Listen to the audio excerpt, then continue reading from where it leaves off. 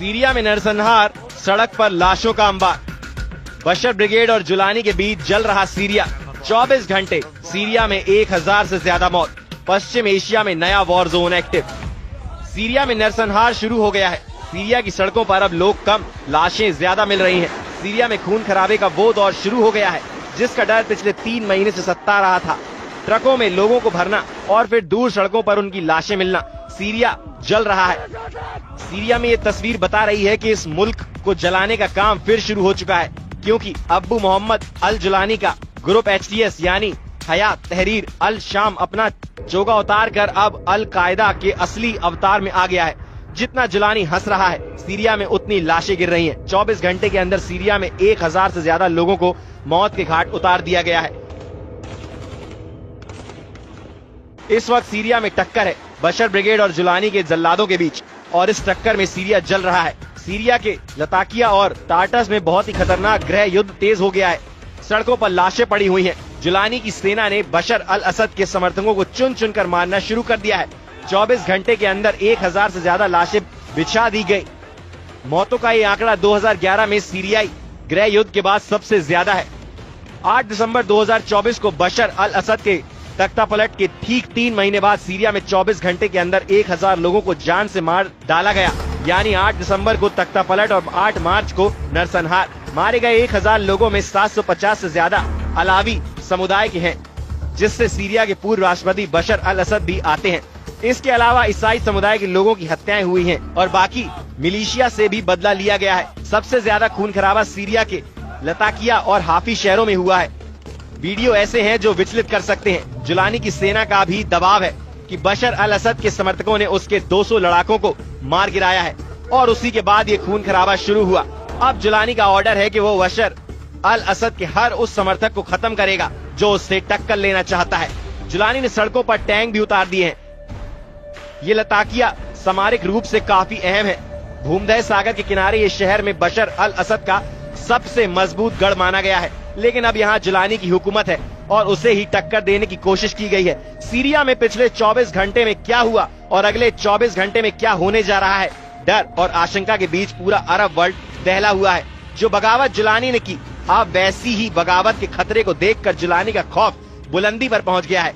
Jolani को डर है कि सीरिया पर उसके कब्जे को चुनौती देने वालों को अभी नहीं निपटाया गया तो नरसंहार की बुनियाद पर खड़ी की गई उसकी सत्ता डोलने लगेगी। सवाल है कि क्या बशर ब्रिगेड और जुलानी के जल्लादों के बीच जो लड़ाई शुरू हुई है उसका कंट्रोल रूस में है, क्या उसका कंट्रोल ईरान में है, तुर्की में है, या इजराइल के साथ अमेरिका अब सीरिया को कंट्रोल कर रहा है। पश्चिमी सीरिया में समुद्र से लगे इलाकों और शहरों में अलावी मुस्लिमों की आबादी ज्यादा है। यही बशर अल असद का सबसे मजबूत गढ़ भी माना जाता है। यहीं से जुलानी को सबसे बड़ी बगावत का खतरा भी था और उसका डर सही साबित हुआ है। सीरिया में इस वक्त जुलानी का कंट्रोल है और वो बड़ा बदला लेना चाहता है। 24 घंटे में 1000 लोगों को मौत के घाट उतार दिया गया है, जिसे 2025 का सबसे बड़ा नरसंहार कहा जा रहा है।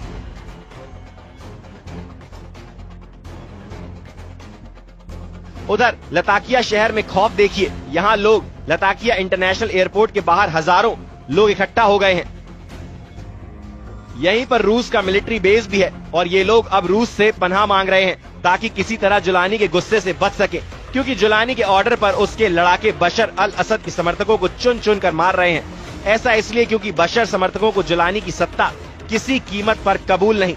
यही वजह है कि अब बशर ब्रिगेड और जुलानी के जल्लादों के बीच युद्ध शुरू हो गया है, या कहें कि सीरिया एक बार फिर गृह युद्ध में फंस गया है। सीरिया में सिविल वॉर की आग तेजी से फैल रही है।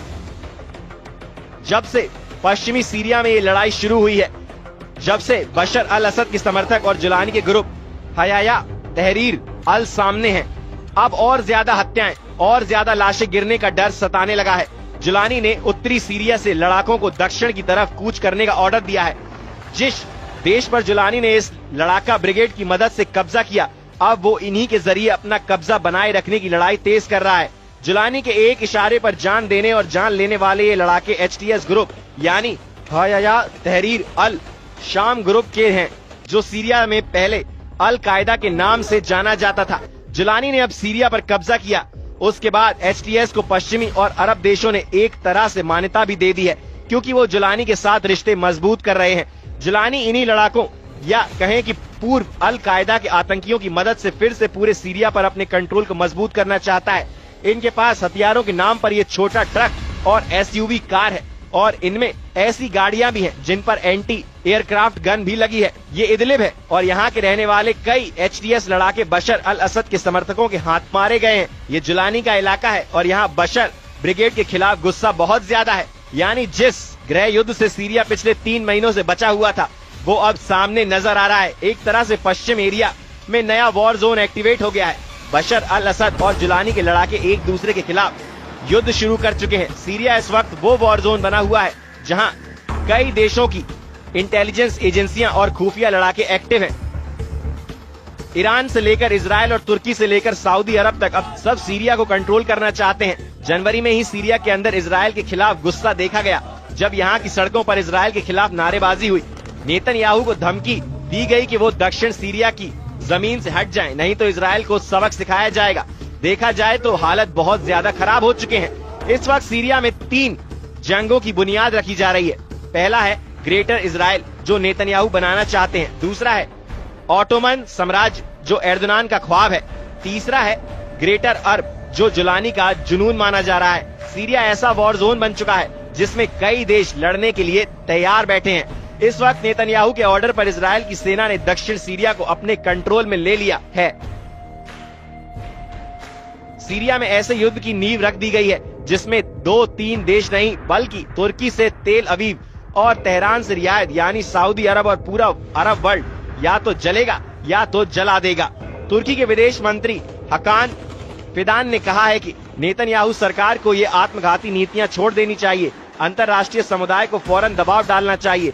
आपको लगेगा कि सब कुछ नियंत्रण में है लेकिन एक वक्त अराजकता सामने आएगी। सीरिया में जुलानी की एंट्री के बाद से नेतन्याहू बहुत ज्यादा जोश में है। चाहे गोलान के पहाड़ हो या फिर शेख का पहाड़, इन दोनों जगहों पर इजराइल का पहुंचना और फिर पूरे दक्षिण सीरिया तक अपने मरकावा टैंक दौड़ाने वाला इरादा नेतन्याहू का बड़ा प्लान बताया जा रहा है। ये ऐसा प्लान है जिसे लेकर तुर्की में खतरे की घंटी बज रही है। ऐसे में सवाल उठता है कि क्या ये ग्रेटर इजराइल बनाम ऑटोमन साम्राज्य की टक्कर है? क्या इजराइल और तुर्की अब एक दूसरे से सीरिया को लेकर बहुत बड़ा युद्ध करने की तैयारी करने लगे हैं, जिसमें एक तरफ ग्रेटर इजराइल और दूसरी तरफ ऑटोमन वाला सपना है? सीरिया कैसे ग्रेटर इजराइल वाले प्लान का हिस्सा बन सकता है? इसका खतरा तब जताया गया जब दिसंबर के महीने में नेतन्याहू का एक वीडियो आया। हेलीकॉप्टर से उतरने के बाद नेतन्याहू उस पहाड़ पर पहुंचते हैं जिसको कहा जाता है जबल अल शेख यानी शेख का पहाड़। सीरिया की ऊंची चोटी को इजराइल माउंट हेरमत कहा जाता है। सीरिया में शेख का पहाड़ सीरिया और लेबनान के बीच में 150 किलोमीटर पर्वत श्रृंखला का हिस्सा है। इसका बड़ा हिस्सा सीरिया में है और इसकी सबसे ऊंची चोटी को ही शेख का पहाड़ कहा जाता है। इसकी ऊंचाई 2814 मीटर है। ये पर्वत श्रृंखला दक्षिण में सीरिया की गोलान की पहाड़ियों से मिलती है जहाँ इस वक्त बड़े हिस्से पर इजराइल ने कब्जा किया हुआ है। नेतन्याहू की इन तस्वीरों को देखकर सबसे पहले ईरान का गुस्सा भड़का था और अब तुर्की के साथ साथ जुलानी का सिस्टम भी बेचैन हो गया है। वहीं एर्दोगान की बड़ी ख्वाहिश है कि अखंड तुर्की बनाया जाए, सीरिया के उन इलाकों पर कब्जा किया जाए जो ऑटोमन साम्राज्य के दौरान उसकी जद में रहे हैं। इसमें सीरिया के इदलिब, अलेप्पो, दमिश्क और रक्का जैसे शहर हैं जिन पर एर्दोगान की नजरें गड़ी हुई हैं। ये चारों शहर इस वक्त एर्दोगान के एजेंडे में हैं और लगता है कि सीरिया के इन शहरों के लिए तुर्की अब इजराइल के खिलाफ फिलिस्तीन वाला मोर्चा भी बंद करने के लिए तैयार है। हालांकि सबकी नजर सीरिया में बशर अल असद की सरकार को रौंदने वाले अब्बू जुलानी पर है। जुलानी पूरे अरब वर्ल्ड का दौरा कर रहा है। वो तुर्की जाकर एर्दोगान से भी मिल चुका है। उधर सीरिया अंतरिम राष्ट्रीय अल जुलानी ने कहा है कि वो क्षेत्रीय सुरक्षा के लिए तुर्की के साथ मिलकर काम कर रहे हैं। उन्होंने पूर्वोत्तर सीरिया में खतरे पर बात की है। वो चाहते हैं कि दक्षिण सीरिया से इजराइल हटे, इसके लिए अंतर्राष्ट्रीय दबाव हो और 1974 का समझौता लागू हो। बता दें कि 15 साल पहले 2011 में सीरिया में गृह युद्ध शुरू हुआ था। तभी बगदादी का आतंक संगठन ISIS ने भी सीरिया पर कब्जा करना शुरू किया। बगदादी के साथ जुलानी भी उसका कमांडर बना और फिर वो अल कायदा में शामिल हो गया। 2016 में जब सीरिया का गृह युद्ध थमा तब से जुलानी अपने संगठन HTS को मजबूत करने में लग गया। उसने अपने संगठन में अरब देशों से ही नहीं बल्कि तुर्की, चीन और मध्य एशिया से भी आतंकियों को शामिल किया। 2024 के अंत में उसके तुर्की, इजराइल और अमेरिका से मदद मिलने लगी और फिर उसने 8 दिसंबर को बशर अल असद का तख्ता पलट कर दिया। नेतन्याहू भी कह चुके हैं कि सीरिया में असद सरकार को हटाना इजराइल का मास्टर स्ट्रोक है।